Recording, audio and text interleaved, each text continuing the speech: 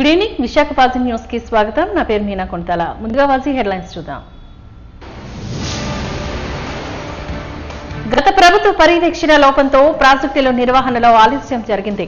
రాష్ట్ర public and undertaking committee chairman Koona Ravikumar వెల్లడి.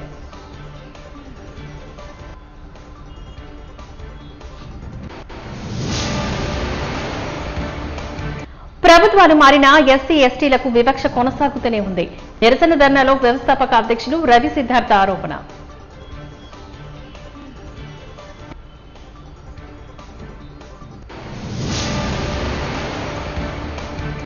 పాపా హోం కమిటీ విద్యార్థులు లక్ష్యంతో ముందుకు సాగాలి.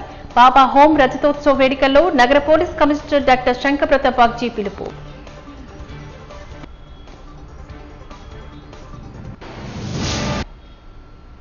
ఇక డీటెయిల్స్ చూద్దాం. గతంలోని పబ్లిక్ అండర్టేకింగ్ ప్రాజెక్టులపై పర్యవేక్షణ కరువైందని, అందుకే అలసత్వం అవుతూ వచ్చాయని రాష్ట్ర public and undertaking committee chairman Koona Ravikumar తెలిపారు. ఈ మేరకు కలెక్టర్ కార్యాలయంలో ఏర్పాటు చేసిన మీడియా సమావేశంలో కమిటీ చైర్మన్ కోన రవికుమార్, నడకదుటి ఈశ్వరరావు, వర్ల, కుమార్ రాజా తదితరులు పాల్గొని మాట్లాడారు. ఈ సందర్భంగా వారు మాట్లాడుతూ 2 రోజుల పాటు నగరంలో పర్యటించామని, జరుగుతున్న పనులపై నివేదికను సిద్ధం చేయమని అధికారులకు ఆదేశాలు జారీ చేశామని చెప్పారు. త్వరితగతిన పనులను పూర్తి చేయాలని సూచించామని అన్నారు.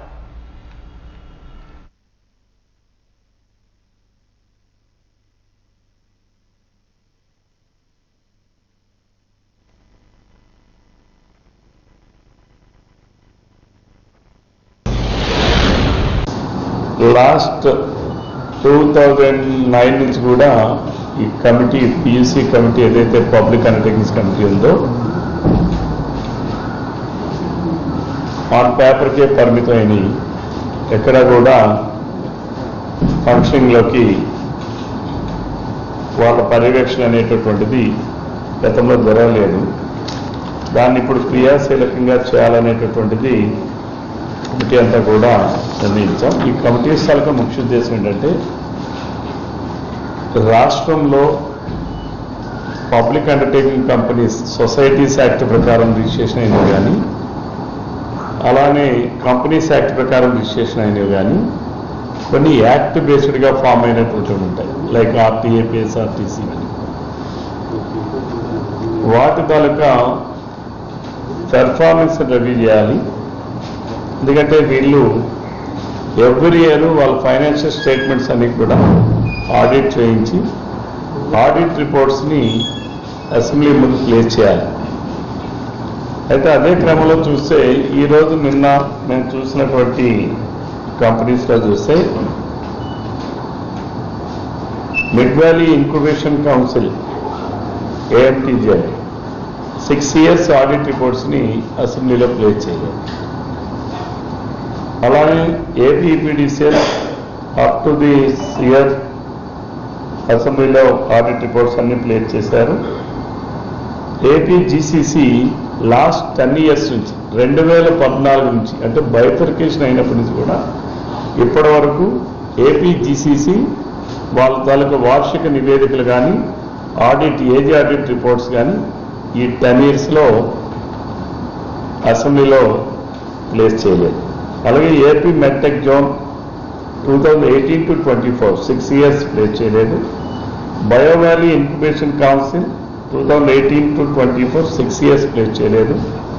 Greater Visakhapatnam smart city corporation 4 years place చేయలేదు 2020 to 24. Vizag apparel park for expo 2018 to 24 6 years place చేయలేదు. అలానే AP industrial employment corporation limited 20 to 24 2 years. AP tourism development corporation 20 to 24 అంటే 4 years. విశాఖ నగరంలో నిరాశ్రయులకు ఆశ్రయాన్ని కల్పించేది 1,00,000 మందికి ఒక షెల్టర్ను ఏర్పాట్లు చేయాలని సూచించినట్లుగా ఏయుటీడీ సభ్యులు శ్రీనివాస్ తెలిపారు. గ్రేటర్ విశాఖపట్నం సిటిజన్స్ ఫోరం ఆధ్వర్యంలోని నిర్వహించిన వైజాగ్ హోమ్లెస్నెస్ ఛాలెంజ్ కార్యక్రమంలో ఆయన పాల్గొని మాట్లాడారు. ఈ సందర్భంగా ఆయన మాట్లాడుతూ, నిరాశ్రయులను ఆదుకునేందుకు జీబీఎంసీ, ఏయుటీడీ అనేక షెల్టర్లను ఏర్పాటు చేసి ఆధారాన్ని కల్పిస్తున్న మాట వాస్తవేనని, కానీ వాటిని మరింత ప్రజలకు చేరువ చేయాల్సిన బాధ్యత అందరిపై ఉందని తెలిపారు.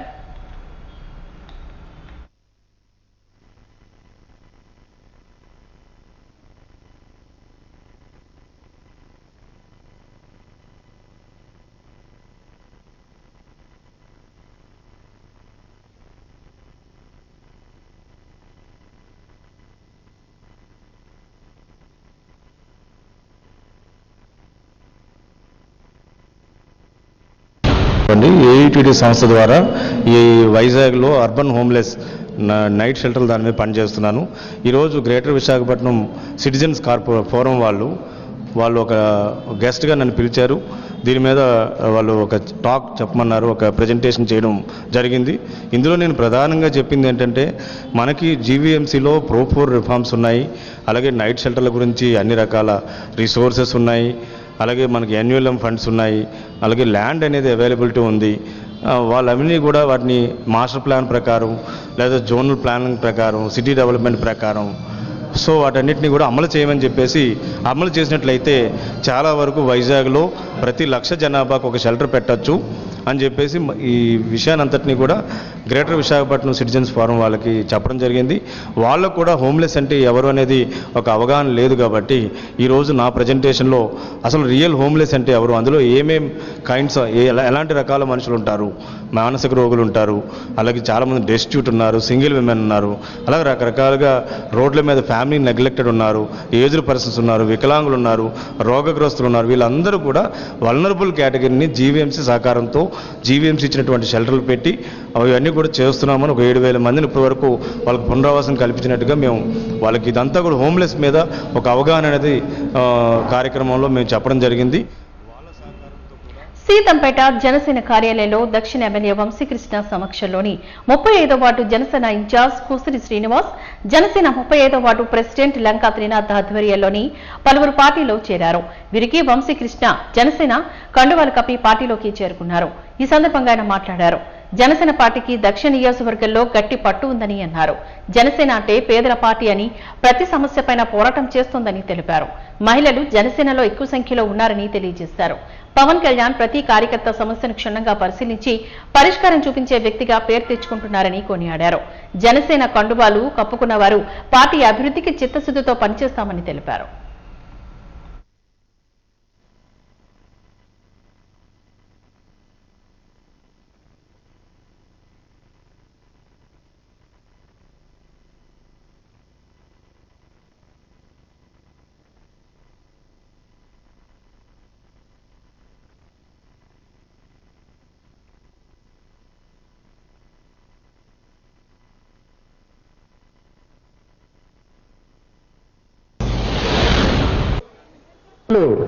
ఉంటేనే ఎక్కడైనా మనుగడ ఉంటుంది.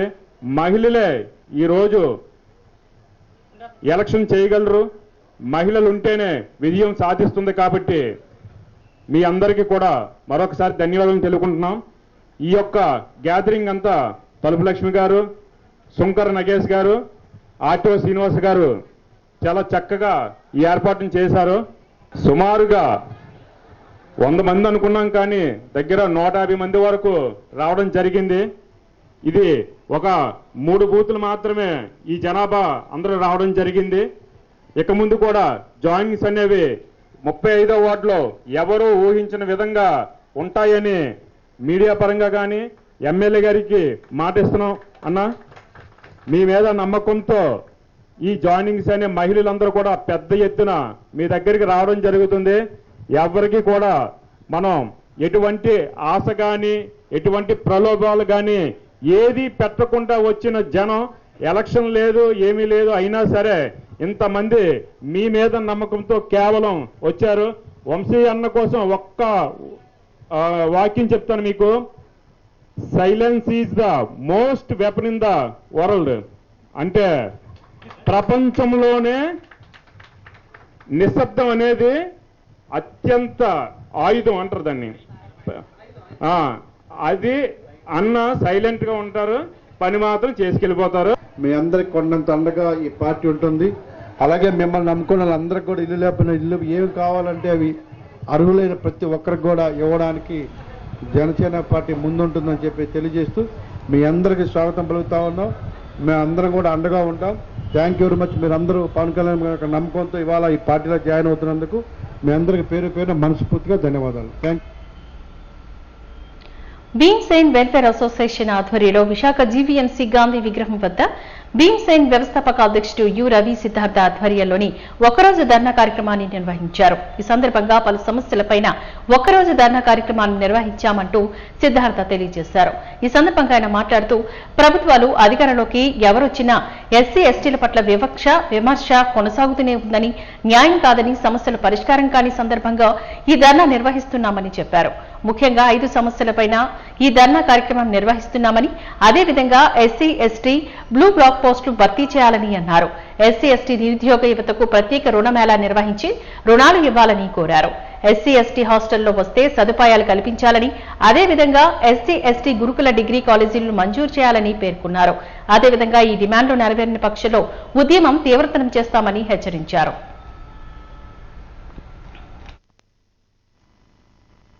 జరిపించాలి, కల్పించాలి మౌలిక సదుపాయాలు ఎస్సీ ఎస్టీ హాస్టల్స్ లో. జై భీమ్, జై భీమ్. కాపాడుకుందాం భారత రాజ్యాంగమే. కల్పించాలి డిగ్రీ కాలేజీలను వెంటనే.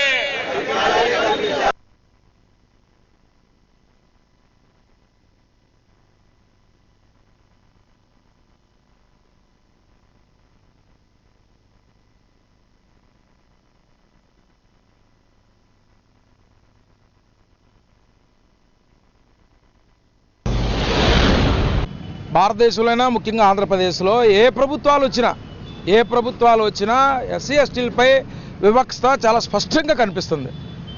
మేము అనేక నిరసన పోరాటాల ద్వారా మాపై సమాజం అభివృద్ధి చెందాలంటే టాప్ లెవెల్లో ఉన్నవాళ్ళు కాదు, కింద లెవెల్లో ఉన్న వాళ్ళు ఎవరైతే అభివృద్ధి పదవిలోకి వస్తే అప్పుడు ఆ దేశం అభివృద్ధి చెందుతుంది, ఆ సమాజం అభివృద్ధి చెందుతుంది.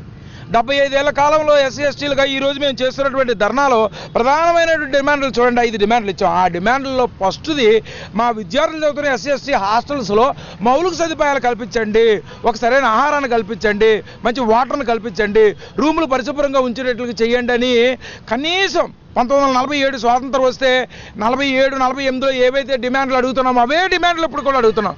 ఎస్సీ ఎస్టీ హాస్టల్స్లో మౌలిక సదుపాయాలు కల్పించండి.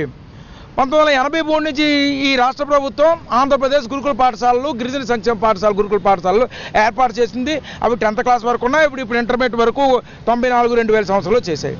మేము గత కొంతకాలంగా ఇంటర్మీడియట్గా ఉన్నటువంటి ఈ కాలేజీలని అదే క్యాంపస్లో డిగ్రీలు ఇవ్వండి, సాంఘిక సంక్షేమ, గిరిజన సంక్షేమ డిగ్రీ కాలేజీలు ఇస్తే ఇంటర్ డిగ్రీ వరకు చదువుకోవడానికి, ఒకసారి 5వ క్లాస్ విద్యార్థి డిగ్రీ వరకు చదువుకోవడానికి అవకాశం ఉంటుంది. కాబట్టి జిల్లాకు 4 లెక్కన ఒక ఆదివాసీ గురుకుల కళాశాలలు, డిగ్రీ కళాశాలలు, ఎస్సీ గురుకుల కళాశాలలు ఇవ్వమని అడుగుతున్నాం. ఇది 2వ డిమాండ్. 3వ డిమాండ్, ఎస్సీ ఎస్టీ అట్రాసిటీ కేసులు పోలీస్ స్టేషన్కి వెళ్తున్నాయి. ఎఫ్ఐఆర్ వేయించడం కోసం కాళ్ళు అరిగేలాగా తిరుగుతున్నారు. ఆ ఎఫ్ఐఆర్ అయిన తర్వాత ఛార్జ్షీట్ వేసే లోపు కేసులు నిర్వీర్యమైపోతున్నాయి, అవి వెనక్కి వెళ్ళిపోతున్నాయి. వాటి మీద ఏముందా, వేసుకో అట్రాసిటీ కేసు 41 నోటీస్ మీద మళ్ళీ బయటకు వచ్చేస్తాం, నేను తరినా పర్లేదు, కొట్టినా పర్లేదు, కులం పేరుతో తిట్టినా పర్లేదు అనేటువంటి కేసులు ఈరోజు రాష్ట్రంలో కోకొల్లలు. ఛార్జ్షీట్ వరకు వెళ్ళిన కేసులు 50% తగ్గిపోతున్నాయి. లీగల్ ప్రయారిటీ దగ్గరికి వెళ్ళిన కేసులు 40% తగ్గిపోతున్నాయి. కోర్టు ట్రయల్కి వెళ్ళే కేసులు కేవలం 5 నుంచి 10% ఉంటాయి. అవి 10 సంవత్సరాలు 15 సంవత్సరాలు శిక్షలు పడుతున్నాయి. ఇంకేముందండి చట్టం రక్షణ? అందువల్ల ఎస్సీ ఎస్టీ కేసులపై సత్వర న్యాయం తీసుకొని వాటి మీద ఎవరైతే నిజంగా కులదాడులు చేస్తున్నారో సమగ్ర విచారణ జరిపిన తర్వాత వాళ్ళకి సరైనటువంటి శిక్షలు పడకపోతే ఆ చట్టం ఇరువురిపోతుంది. కాబట్టి ఎస్సీ ఎస్టీ అట్రాసిటీ కేసుపై సత్వర చర్యలు తీసుకోవాలనేది 3వ డిమాండ్. హాస్టల్లో మౌలిక సదుపాయాలు కల్పించాలని, డిగ్రీ కాలేజీలు మంజూరు చేయాలని, ఎస్సీ ఎస్టీ కేసులపై సత్వర చర్యలు తీసుకోవాలని. అలాగే ఈరోజు అందరికీ తెలుసు, ప్రజలందరికీ తెలుసు, ఎస్సీ ఎస్టీ నిరుద్యోగులు కాదు అందరూ నిరుద్యోగ యువత పెరిగింది. కానీ ఇక్కడ దురదృష్టకరం ఏంటంటే మా ఎంటర్ప్రెనర్లు ఎస్సీ ఎస్టీ సామాజిక వర్గం నుంచి ఎవరైనా ఎంటర్ప్రెనర్లు బ్యాంకుకి వెళ్తే బ్యాంకులు రుణాలు ఇచ్చే పరిస్థితి లేదు. ఎస్సీ ఎస్టీ యువతకు ప్రభుత్వం ప్రత్యేకమైన రుణమేళా ఏర్పాటు చేసి ప్రభుత్వం మా జనాభా దామాస ప్రకారంగా మేము ఇప్పుడున్నటువంటి జనాభా 15% ఎస్సీలు, 7% ఎస్టీలు ఉన్నారు. మరి బ్యాంకులు మంజూరు చేసే రుణాల్లో మా 15%, మా 7% రుణాలు ఇవ్వాలి కదా, మరి ఆ రుణాలు ఎటు వెళ్ళిపోతున్నాయి? అందుకనే ప్రభుత్వం దీని మీద ప్రత్యేక దృష్టి తెలిసి నిరుద్యోగ ఎస్సీ ఎస్టీ యువతకు ఒక ప్రత్యేకమైన రుణమేళాను ఏర్పాటు చేసి ప్రభుత్వ బ్యాంకులచే వాళ్ళకు రుణాలను ఇప్పించినట్లుగా చేయాల్సినటువంటి అవసరం ఉంది. కారంచేడు నరమేధానికి 40 ఏళ్లు పూర్తయ్యాయని భీమ్సేన్ వార్ కార్యదర్శి వసంతరాజన్ ప్రసాద్ చెప్పారు. పౌర గ్రంథాలయంలో జరిగిన మీడియా సమావేశంలో ఆయన పాల్గొని మాట్లాడారు.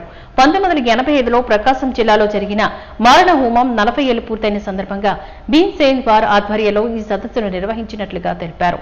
చరిత్రను మనం తెలుసుకోకపోతే చరిత్రను రాయలేమని డాక్టర్ బాబాసాహెబ్ అంబేద్కర్ చెప్పారని, అసలు భారతదేశంలో బడుగు బలహీన వర్గాలైన తమ చరిత్ర ఏంటని ప్రశ్నించారు. నాడు జరిగిన నరమేధాన్ని గుర్తు చేసుకున్నామని చెప్పారు. ఈ ఉద్యమం ద్వారా తమలో ఐక్యత తీసుకురావడమే తమ లక్ష్యమని అన్నారు.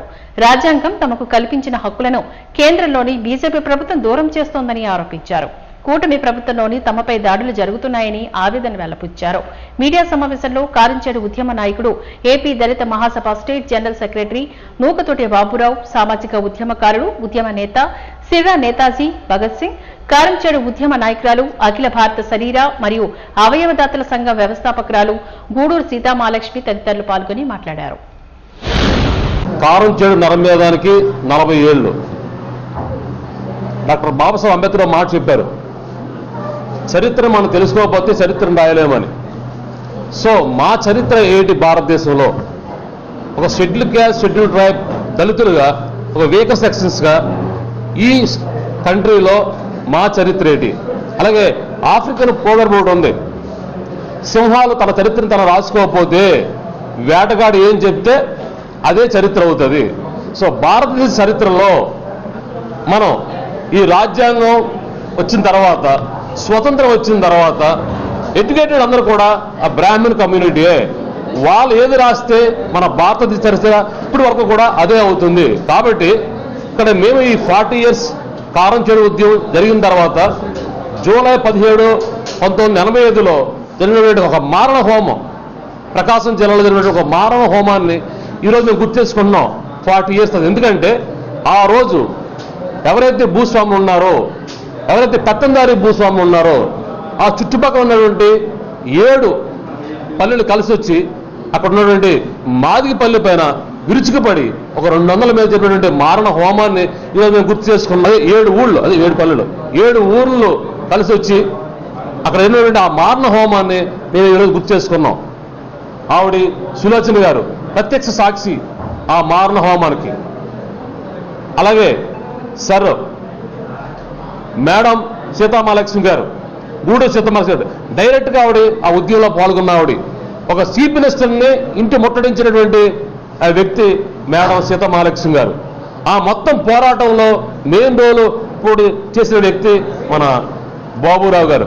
సో వీళ్ళందరినీ మేము పెట్టుకుని ఈరోజు ఆ ఉద్యమం నుంచి మేము ఎంతో కొంత నేర్చుకొని మాలో ఒక యూనిటీని తీసుకురావాలి అని ఒకటే. సెంట్రల్ గవర్నమెంట్ ఉన్నటువంటి బీజేపీ గవర్నమెంట్ తన యొక్క మనువాద ఫాసిజాన్ని మా మీద ఇంప్లిమెంట్ చేస్తుంది. ప్రతి సెక్టర్ని ప్రైవేటైజ్ చేస్తూ మాకు ఏదైతే రాజ్యాంగం ఇచ్చిందో ఆ రాజ్యాంగాన్ని మాకు ఈరోజు దూరం చేస్తుంది, అంటే ప్రతిదీ ప్రైవేటైజ్ చేస్తూ. అలాగే ఇక్కడ ఉన్నటువంటి స్టేట్ గవర్నమెంట్ ఏదైతే కొత్తగా వచ్చిందో, ఈ గవర్నమెంట్ వచ్చిన కాడి నుంచి మా మీద రకరకాల దాడులు జరుగుతున్నాయి, రకరకాల మానభంగాలు జరుగుతున్నాయి, హత్యలు జరుగుతున్నాయి. రీసెంట్గా తెనాల్లో జరిగింది. సో ఇటువంటి వాటి నుంచి మేము ఎదుర్కోవాలంటే మాకు కొద్దిగా పోరాట పటిమ కావాలి. సో మా చరిత్ర ఇంత ముందు ఎలా ఉంది కారంచేడులో.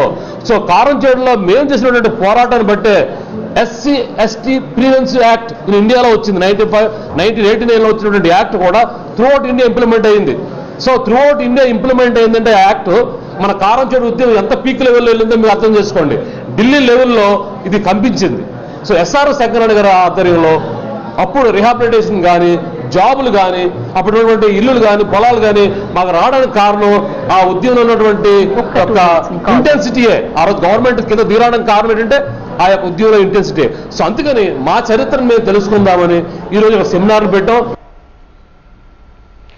బర్మా కాందిసీకుల సమస్యలు పరిష్కరించాలని బర్మా కాందిసీకుల పునరావాస సంక్షేమం సంఘపు అధ్యక్షుడు మర్రా నారాయణరావు అన్నారు. విశాఖ ద్వారకా నగర్ పౌర గ్రంథాలయంలో నిర్వహించిన మీడియా సమావేశంలో పాల్గొని ఆయన మీడియాను ఉద్దేశించి మాట్లాడారు. రాష్ట్రంలోని బర్మా కాంతిసుకులకు అన్యాయం జరుగుతుందని, బర్మా కాంతిసుకులకు కేటాయించిన భూములు అన్యక్రాంతమై కబ్జాకి గురవుతున్నాయని ఆరోపించారు. 1985వ సంవత్సరంలో కేంద్ర ప్రభుత్వం వారు మా బర్మా కాంతిసుకుల పునరావాస సంక్షేమం కోసం గ్రాంట్ చేసిన రుణాల నుంచి జిల్లా కలెక్టర్ వారు కప్పరాడ గ్రామం, నెహ్రూ నగర్, బర్మా కాలనీ, విశాఖపట్నం మండలంలో గల సర్వే నంబర్ 13/A లోని ఏసీ 9.50 సెంట్ల విస్తీర్ణం గల భూమిని మా బర్మా కాంతీసుకుల గృహాల నిర్మాణం కోసం కొనుగోలు చేశారని అన్నారు. మా బర్మా కాంతీసుకులో ఎక్కువ మంది షెడ్యూల్ క్యాస్ట్ చెందిన వ్యక్తులు ఉండటం వలన పైన తెలిపిన భూమిని ఎస్సీ కార్పొరేషన్ ఇంజనీరింగ్ శాఖ వారికి అప్పగించి వారి ఆధ్వర్యంలో 788 ఇళ్లు నిర్మించారని అప్పటి జిల్లా కలెక్టర్ పరిపాలన ఉత్తర్వులు జారీ చేశారని అన్నారు. బర్మా కాంతీసుకులకు కేంద్ర ప్రభుత్వం బర్మా కాంతీసుకుల డబ్బు లోన్ నిధులతో భూములు రాష్ట్ర వ్యాప్తంగా కొనడం జరిగింది. ఆ భూముల్ని సరైన బర్మా కాంతీసుకులకి ఇవ్వాల్సిందిగా బర్మా కాంతీసుకుల రూల్ ప్రకారంగా జీవోస్ అన్నీ ఉన్నాయి.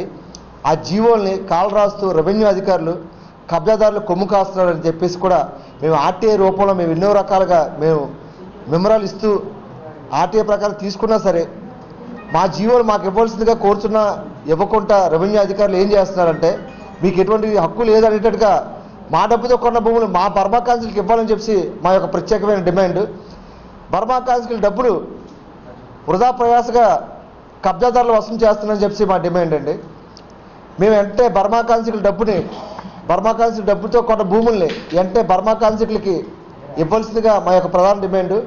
అలాగే దీని మీద వెంటనే కేంద్ర ప్రభుత్వం రాష్ట్ర ప్రభుత్వం సంబంధం ఉంది కాబట్టి ఎంక్వైరీ కమిషన్ వేసి లబ్ధిదారులైన బర్మా కాంతీసుకులకి వాళ్ళ కుటుంబాలకి ఈ యొక్క భూముల్ని ఇవ్వాల్సిందిగా కోరుచున్నామండి.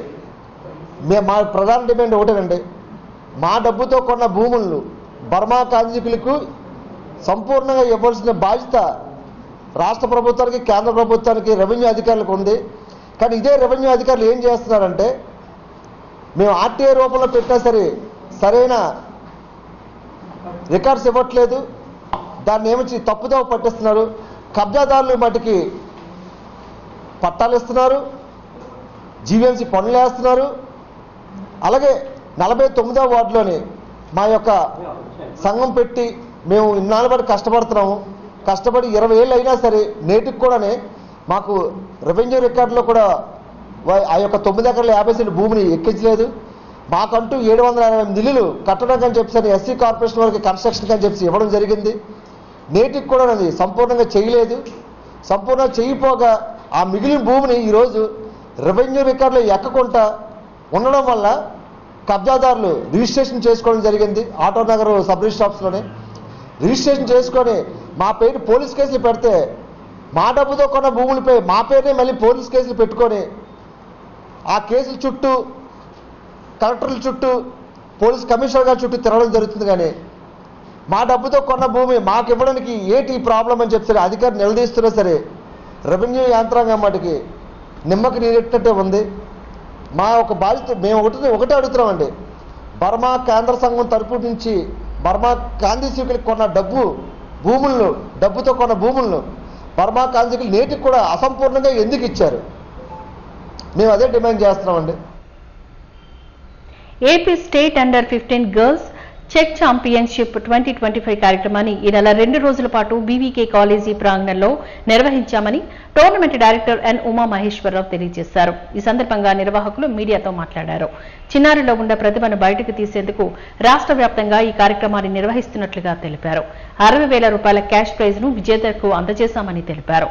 చెస్ ఛాంపియన్షిప్ లో 2వ రోజు 3 రౌండ్లు పూర్తయ్యాయని వెల్లడించారు. విజేతలకు బహుమతుల ప్రధానోత్సవం ముఖ్య అతిథుల చేతుల మీదుగా ఘనంగా జరిగిందని తెలిపారు.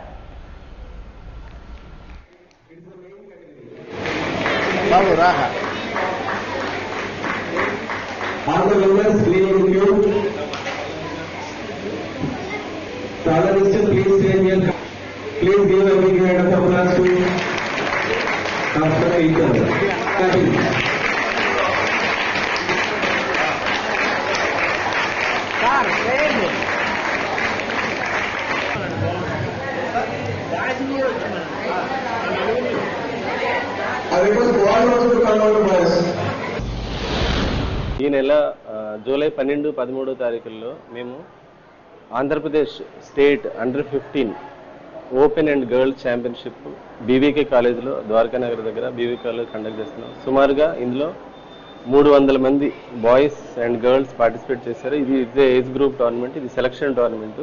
ఇందులో సెలెక్ట్ అయిన top 4 boys and top 4 girls నేషనల్కి represent చేస్తారు ఆంధ్రప్రదేశ్ స్టేట్ నుంచి. ఇది ఒక ప్రెస్టీజియస్ టోర్నమెంట్. ఈ ప్రెస్టీజియస్ టోర్నమెంట్కి వెన్యూ ఇచ్చింది బీవీకే కాలేజ్.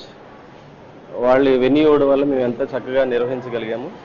అండ్ ఇందులో పార్టిసిపేట్ చేసిన వాళ్ళలో ఇంటర్నేషనల్ రేటెడ్ ప్లేయర్స్ ఉన్నారు. సుమారుగా మన వైజాగ్ నుంచి సుమారుగా దాదాపుగా 130 నుంచి 140 మంది వరకు ఇందులో పార్టిసిపేట్ చేశారు. ఇది ఒక రికార్డు స్థాయి ప్లేయర్స్ ఇందులో పార్టిసిపేట్ జరిగింది. ఇప్పటి వరకు ఆంధ్రప్రదేశ్ హిస్టరీలో ఎప్పుడు లేని విధంగా 300 మంది అండర్ 15 ఏజ్ గ్రూప్లో పార్టిసిపేట్ చేయడం అనేది అది చాలా గొప్ప విషయం. ఇంకొకటి ఏంటంటే ఇందులో దాదాపుగా అన్ని జిల్లాలు 20 జిల్లాల నుంచి ఇందులో పార్టిసిపేషన్ ఉంది. అంటే ఇది ఎంత హై లెవెల్ కాంపిటీషను, అందులోంచి వచ్చేవాళ్ళు ఎంత మంచి ప్లేయర్స్ వస్తారనేది మేము ఇది 2 days కండక్ట్ చేసాము. 2 days కండక్ట్ చేయడం వల్ల అందులోంచి మెరుగైన ప్రదర్శన చేసిన వాళ్ళందరూ ఇందులోంచి వెళ్ళి నేషనల్కి ఆడడం జరుగుతుంది. సో దీనికి ప్రైజ్ మనీ మేము సుమారుగా 70,000 రూపాయలు ప్రైజ్ మనీ ఇస్తున్నాము. సో ఈ అకాడమీ క్యాండిడ్ నైట్స్ ఈ tournament Candid Knights chess academy and Aditya chess academy కలిపి సంయుక్తంగా నిర్వహిస్తున్నాము. Candid Knights chess academy MBP కాలనీలో ఉంది. సో సుమారుగా మేము లాస్ట్ 1.5 yearలో మా దగ్గర 100కి పైగా ప్లేయర్స్ మేము తయారు చేశాము. అందులో 15 పైగా ప్లేయర్స్ ఇంటర్నేషనల్ ఫెడరేటివ్ ప్లేయర్స్ తయారు చేశారు. అదేవిధంగా ఆదిత్య చెస్ అకాడమీ సితందార్లో ఉంది. దానికి డైరెక్టర్ ఈ టోర్నమెంట్ కన్వీనర్ ఎం రామకృష్ణ.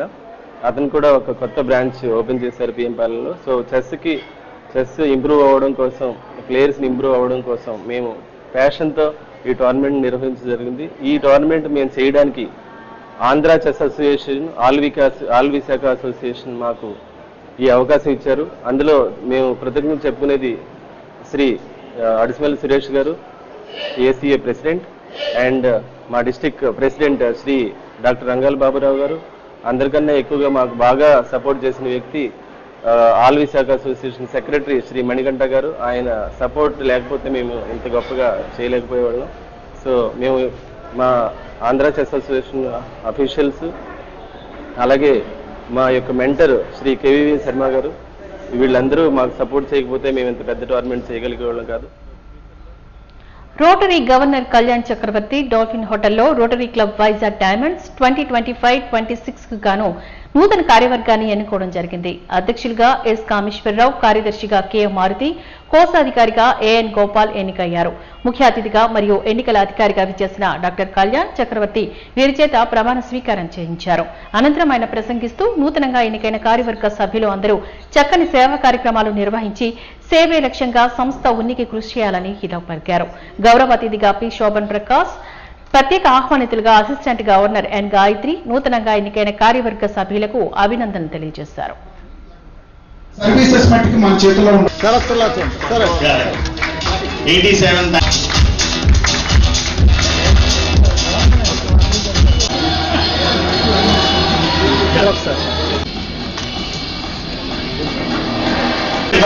ఉంటే మెల్లిగా ఇంకా మిగిలిన కూడా కంప్లీట్ ఉంటారు కాబట్టి రోటరీ ఇంటర్నేషనల్ డిస్ట్రిక్ట్ 3020కి గవర్నర్ని. డిస్ట్రిక్ట్ 3020 అంటే ఇచ్చాపురం నుంచి విజయవాడ వరకు ఉన్నది. మా డిస్ట్రిక్ట్లో సుమారు 80 క్లబ్బులు ఉన్నాయి. ఈ 80 క్లబ్బుల్లోని 4500 మంది మెంబర్స్గా ఉన్నారు. ఇప్పుడే చెప్పినట్టుగా రోటరీలో అందరూ కూడా సేవ, ఫన్, ఫ్రెండ్షిప్, ఫెలోషిప్ కోసం జాయిన్ అవుతారు. Fun and friendship fellowship by product సేవ. సో సేవ్ చేస్తూ మేము బిజినెస్ కనెక్ట్స్ కూడా పెంచుకుంటూ, బిజినెస్ ఎస్టాబ్లిష్ చేసుకుంటూ, బిజినెస్ పెంచుకుంటూ సేవ కూడా చేస్తూ ఉంటాము. సో ఈ సేవ అన్నది డిఫరెంట్ ఫోకస్ ఏరియాస్లో ఉంటుంది. ఏదైతే ఇప్పుడు government of Andhra Pradesh P4 concept అని పెట్టిందో, ఈ P4 కాన్సెప్ట్ని రోటరీ 120 సంవత్సరాల క్రితమే ఆవిర్భవించింది. సో అప్పటి నుంచి కూడా ఈ P4 కాన్సెప్ట్ రోటరీలో భాగమే ఉన్నది. సో మేము ఈ P4 కాన్సెప్ట్ని మాకు ఎండార్స్ చేయవలసిందిగా గవర్నమెంట్ ఆఫ్ ఆంధ్రప్రదేశ్ని మమ్మల్ని ఛానల్ పార్ట్నర్స్గా తీసుకోవాలని ఎండార్స్ చేయవలసిందిగా కూడా గవర్నమెంట్ ఆఫ్ ఆంధ్రప్రదేశ్ వారిని కోరడం జరిగింది. సో రోటరీ ఎప్పుడు ఎక్కడ అవసరం ఉన్నా కానీ అక్కడ రోటరీ ఉంటుంది. రోటరీ అన్నది అంతర్జాతీయ సంస్థ. అనేక దేశాలలో ప్రపంచం అంతటికీ కూడా సేవలు అందిస్తున్న సంస్థ. ఈ రోటరీ క్లబ్ వైజాగ్ డైమండ్స్ అన్నది 3 ఏళ్లు సక్సెస్ఫుల్గా కంప్లీట్ చేసి 4వ సంవత్సరంకి అడుగు పెడుతున్నాం. ఈరోజు కొత్త కార్యవర్గం ఎన్నికకి అయ్యే ప్రమాణ స్వీకారానికి గౌరవనీయులు శ్రీ డాక్టర్ చక్రవర్తి గారు, కళ్యాణ్ చక్రవర్తి గారు కాకినాడ నుంచి వచ్చారు. మా యాంబిషన్, మా గోల్స్ రోటరీ నిర్దేశించిన ప్రకారం సమాజంలో ఎంతో కొంతమందిని ప్రభావితం చేయాలి, సమాజంలో కొంత మార్పు చేయాలి. మేమందరం కూడా డిఫరెంట్ ఫీల్డ్స్ నుంచి వచ్చి మా యొక్క ఎక్స్పర్టీజు, మా టైంని రోటరీ సంస్థ ద్వారా సమాజానికి మంచి చేయాలనే ఉద్దేశంతో మేమందరం కలుసుకుంటున్నాం. మాది 82 మంది ఉన్న క్లబ్. పోలీస్ రిజర్వ్ బ్యారిక్స్ లో గల public and police association for street childrens Papa Home ప్రాంగణంలో పాపా హోం 25వ వార్షికోత్సవం ఘనంగా నిర్వహించబడింది. ఈ కార్యక్రమాన్ని విశాఖ నగర పోలీస్ కమిషనర్ పాపా హోం చైర్మన్ శంకర్ ప్రతాప్ బాగ్జీ, పాపా హోం వ్యవస్థాపకులు కోడే దుర్గా ప్రసాద్ జ్యోతిని వెలిగించి ఈ కార్యక్రమాన్ని ప్రారంభించారు. ఈ సందర్భంగా ముఖ్య అతిథిగా విచ్చేసిన శంకర్ ప్రతాప్ బాగ్జీ సభను ఉద్దేశించి ప్రసంగించారు. పాపా హోం కమిటీ మరియు విద్యార్థులు ఓ ఉన్నతమైన లక్ష్యంతో ముందుకు వెళ్లాలని పిలుపునిచ్చారు. అప్పుడు ఉజ్వలమైన భవిష్యత్తు లభిస్తోందని తెలిపారు. పాపా హోంలో ఆశ్రయం పొందుతున్న విద్యార్థులు బాగా చదువుకొని ప్రయోజకులై అత్యున్నత శిఖరాలను అధిరోహించాలని పిలుపునిచ్చారు.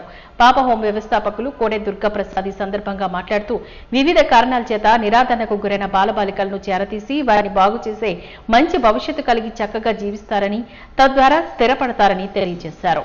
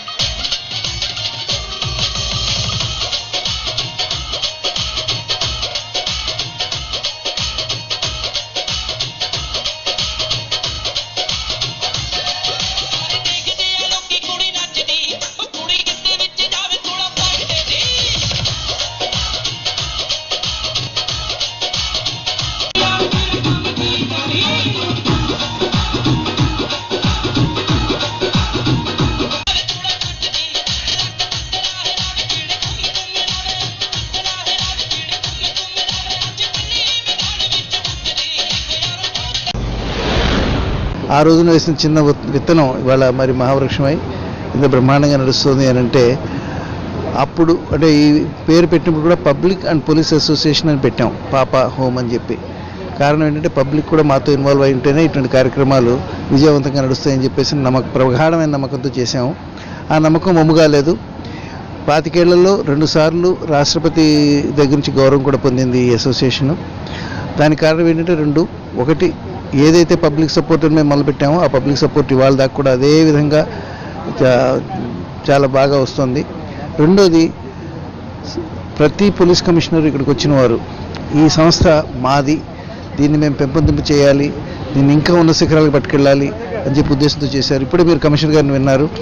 ఇక్కడ చదువుకున్న పిల్లలు, ఇక్కడ మాతో పెరిగిన పిల్లలు రేపొద్దున ఒక రోజు కమిషనర్ ఆఫ్ పోలీస్ కింద ఇక్కడికి రావాలి అనే ప్రగాఢమైన విశ్వాసం ఉందని చెప్పేసి వారు చెప్పారు.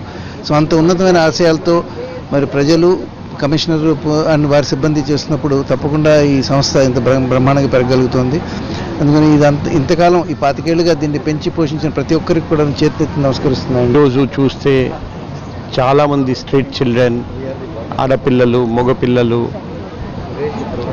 ఈ పాపా హోంలో చదువుతున్నారండి, ఉంటున్నారండి, ట్యూషన్ పొందుతున్నారండి. చాలామంది పిల్లలు ఈ పాపా హోం నుండి ట్రైనింగ్ తీసుకొని ఇప్పుడు మంచి ఉద్యోగాలు చేస్తున్నారండి. వాళ్ళు ఈ రోజు చదువుతున్న పిల్లలకు రోల్ మోడల్గా నిలిచిపోయారండి. లాస్ట్ 1 వీక్లోనే పాపా హోంలో చేర్పించడానికి 2 స్ట్రీట్ చిల్డ్రన్ నా దగ్గరికి వచ్చి రిక్వెస్ట్ చేశారండి. అంటే డిమాండ్ కూడా ఎక్కువ పాపా హోంలో ఉండడానికి, ఇక్కడ అవకాశం కల్పించమని, చదవడానికి అవకాశం కల్పించమని, ఉండడానికి అవకాశం కల్పించమని చాలా రిక్వెస్ట్ వస్తున్నాయి. రాబోయే రోజుల్లో ఇంకా మంచి ఏర్పాట్లు మేము చేస్తాము. పిల్లల బంగారు భవిష్యత్తు కోసం అన్ని ఏర్పాట్లు చేయడం జరుగుతుంది. నా డ్రీమ్ ఒకటి ఉంది. భవిష్యత్తులో పాపా హోమ్ నుండి చదివి వైజాగ్ పోలీస్ కమిషనర్ పోస్ట్ కూడా ఆక్యుపై చేస్తారని నేను చూస్తున్నాం. అది ఏ రోజు ఈ డ్రీమ్ ఫుల్ఫిల్ అవుతుంది ఆ రోజు కోసం ఎదురు చూస్తున్నాం. Thank you. వాది న్యూస్ ముగించే ముందు ముఖ్యాంశాలు మరొకసారి చూద్దాం. గత ప్రభుత్వ పర్యవేక్షణ లోపంతో ప్రాజెక్టు నిర్వహణలో ఆలస్యం జరిగింది. రాష్ట్ర public and undertaking committee chairman Koona Ravikumar వెల్లడి.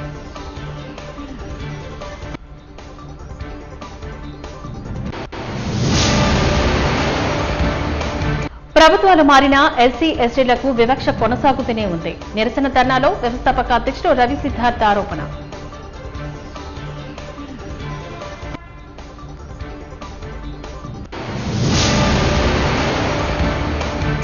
పాపా హోం కమిటీ విద్యార్థుల లక్ష్యంతో ముందుకు సాగాలి. పాపా హోం రజతోత్సవ వేడుకల్లో నగర police commissioner doctor Shankar Pratap Bagchi పిలుపు.